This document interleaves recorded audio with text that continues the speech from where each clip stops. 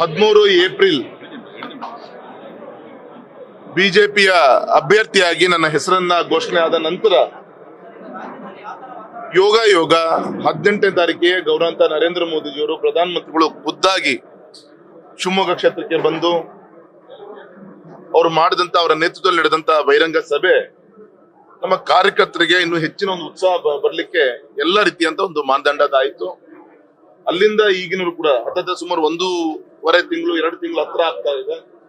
ಯಾರೊಬ್ರು ಕೂಡ ವಿಶ್ರಮಿಸದೆ ಬೂತ್ ಮಟ್ಟದಿಂದ ಹಿಡಿದು ಸಾಕಷ್ಟು ಶ್ರಮವನ್ನು ಹಾಕಿ ಕೆಲಸವನ್ನ ಮಾಡ್ತಾ ಇದ್ದಾರೆ. ಇನ್ನು ಕೇವಲ 48 ಗಂಟೆಗಳು ಮಾತ್ರ ಉಳಿದಿದೆ. ಇವತ್ತು ಸಂಜೆ ಒಳಗೆ ನಾನು ಬಹಿರಂಗ ಪ್ರಚಾರವನ್ನು ನಾವೆಲ್ಲರೂ ಕೂಡ ಪೂರ್ಣಗೊಳಿಸಬೇಕಾಗಿದೆ.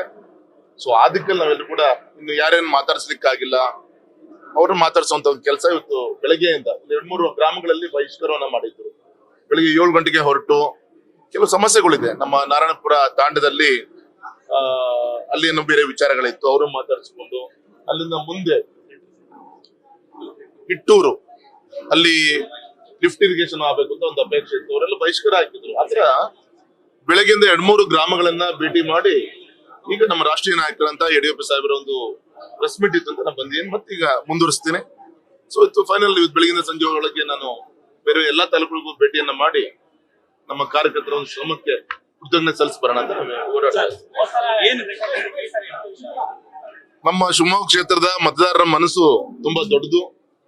ಅವರ ಮನಸ್ಸಿಗೆ ತಕ್ಕಂತೆ, ಅವ್ರ ವಿಶಾಲವಾದಂತ ಹೃದಯಕ್ಕೆ ತಕ್ಕಂತೆ ಮತದಾನದಲ್ಲಿ ಭಾರತೀಯ ಜನತಾ ಪಕ್ಷಕ್ಕೆ ದೇಶದ ಹಿತದೃಷ್ಟಿಯಿಂದ, ಜನರ ಭವಿಷ್ಯ ದೃಷ್ಟಿಯಿಂದ ದೊಡ್ಡ ರೀತಿಯಲ್ಲಿ ಈ ಬಾರಿ ಆಶೀರ್ವಾದನ ಕಮಲದ ಗುರುತಿಗೆ ಮೋದಿಜಿಯವರು ಮಾಡ್ತಾರೆ ಅಂತ 100% ವಿಶ್ವಾಸನ ಹೇಳಲಿಕ್ಕೆ ಇಚ್ಛೆ ಅವ್ರು ಒಂದೊಂದು ಹೆಜ್ಜೆ ಇಟ್ಟರು ಕೂಡ ರಾಘಣ್ಣ ಕಟ್ಸಂತ ಕಟ್ಟೆಗಳು ಕಾಣುತ್ತೆ. ಅದರ ಒಂದು ಪಟ್ಟಿಯನ್ನು ಕೂಡ ನಾನು ಕೊಡ್ತೀನಿ.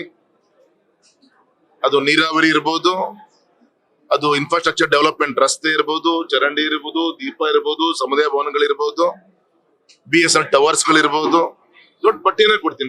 ಎಲ್ಲೆಲ್ಲಿ ಅವ್ರಿಗೆ ಕಟ್ಟೆ ನೋಡ್ಬೇಕು ಅಂತ ಅನ್ಸುತ್ತೆ ಅವ್ರಿಗೆ ಹೇಳಿ ಅಲ್ಲಿ ನನ್ನ ಕ್ಷೇತ್ರದ ಸರ್ವಾಂಗೀಣ ಅಭಿವೃದ್ಧಿಯ ವಿಚಾರನ ಅವ್ರಿಗೆ ಕೊಡುವಂತ ಕೆಲಸವನ್ನ ಮಾಡ್ತೀನಿ. ಸಂಜೆವರೆಗೂ ಅವಕಾಶ ಇದೆ. ವಿಶೇಷವಾಗಿ ನಮ್ಮ ಮಹಿಳಾ ಮೋರ್ಚಾ ತಾಯಿಂದರು ಮನ್ಮನೆಗೆ ಭೇಟಿಯನ್ನ ಕೊಟ್ಟು ಮತದಾರನ ಒಲಿಸುವಂತ ಕೆಲಸ. ಇನ್ನು ನಾಳೆಯಿಂದ ಇಷ್ಟು 1.5-2 ತಿಂಗಳ ತಪಸ್ಸೇನಿದೆ ಅದು ನಾಳೆ ಮತದಾನದ ಮುಖದ ಜನರು ನಮ್ಮ ಪಕ್ಷದ ಭವಿಷ್ಯವನ್ನ ಬರೆಯುವಂತ ಒಂದು ಕೆಲಸವನ್ನ ಮಾಡ್ತಾರೆ. ವಿಶ್ವಾಸ ಇದೆ. ಜನ 100% ಮೋದಿಜಿಯವರಿಗೆ ಆಶೀರ್ವಾದನ ಮಾಡ್ತಾರೆ. ಆಗ್ಲೇ ಹೇಳಿದೆ ನಾನು 3ನೇ ಚುನಾವಣೆ, ಈ 4ನೇ ಚುನಾವಣೆ ಸ್ಪರ್ಧೆ ಮಾಡ್ತೇನೆ. ಮೊದಲನೇ ಚುನಾವಣೆಯಲ್ಲಿ ಸುಮಾರು 50,000 ಅಂತರಗಳಿಂದ ಜನ ಆಶೀರ್ವಾದನ ಮಾಡಿದ್ರು. 2ನೇ ಚುನಾವಣೆ ಒಂದು 70,000 ಅಂತರದ ಮಾಡಿದ್ರು. 3ನೇ ಚುನಾವಣೆಯಲ್ಲಿ 2,35,000 ಅಂತರದಲ್ಲಿ ಆಶೀರ್ವಾದ ಮಾಡಿದ್ರು. ಈ ರೀತಿ ಪ್ರತಿ ಒಂದೊಂದು ಚುನಾವಣೆಯಲ್ಲಿ ಕೂಡ ಮತದಾರರ ವಿಶ್ವಾಸ ಹೆಚ್ಚಿಗೆ ಆಗ್ತಾ ಇದೆ ಬಿಜೆಪಿ ಬಗ್ಗೆ.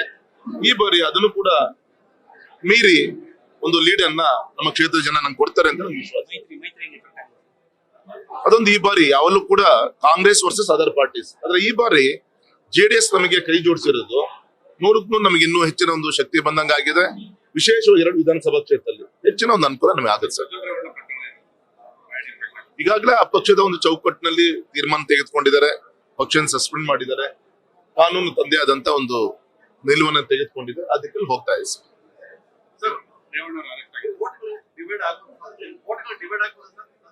ವೋಟ್ ಇನ್ನೂ ಕೂಡ ಕ್ರೋಢೀಕರಣ ಆಗುತ್ತೆ. ಏನ್ ಇವತ್ತು ರಾಷ್ಟ್ರೀಯ ಪಕ್ಷಗಳ 2 ಮಧ್ಯ ಹೋರಾಟ ನಡೀತಾ ಇದೆ. ನಮ್ಮ ಪಕ್ಷೇತರ ಕೆಲವು ಸ್ನೇಹಿತರುಗಳು ಇವತ್ತು ನಿಂತಿರೋದ್ರಿಂದ ಅದರಿಂದ ಇನ್ನೂ ಕೂಡ ನಮ್ಮ ಕಾರ್ಯಕರ್ತರಿಗೆ ಮತದಾರರಿಗೆ ಇನ್ನೂ ಒಂದು ವಿಶ್ವಾಸ ಬಂದಿದೆ. ಮತದಾರರ ಒಂದು ಹಿಂದೂ ಮತದಾರರ ಒಂದು ಕ್ರೋಢೀಕರಣ ಇದ್ರ ಮುಖಾಂತರ ಆಗ್ತಾ ಇದೆ. ಎಲ್ಲಿ ನಮ್ಮ ಬಿಜೆಪಿ ಅಭ್ಯರ್ಥಿಗೆ ಕೊರತೆ ಆಗಬಾರ್ದು ಅಂತೇಳಿ ನಮ್ಮ ಎಲ್ಲ ಹಿಂದೂ ಬಾಂಧವರು ದೊಡ್ಡ ಸಂಖ್ಯೆಯಲ್ಲಿ ಕೂಡ ಸೇರಿ ಮಾಡ್ತಾ ಇದ್ದಾರೆ. ನಾನು ಯಾವ್ದು ಇವತ್ತೊಂದು ನ್ಯೂಸ್ ಪೇಪರ್ ಓದ್ಲಿಕ್ಕೆ ಆಗಿಲ್ಲ ನನ್ನ ಒತ್ತಡದ ಒಂದು ಕೆಲಸದಲ್ಲಿ. ಹಾಗಾಗಿ ಇವತ್ತೊಂದಿನ ಯಾವ ಕಿಡ್ನಾಪ್ ಇದು ಬೇಡ, ಬೇರೆ ಬೇರೆ ಕೆಲಸ ತೊಡಸ್ಕೊಂಡು. ನ್ಯೂಸ್ ಫಸ್ಟ್ ನಿರ್ಭೀತಿಯಿಂದ ನಿಮ್ಮ ಪರವಾಗಿ.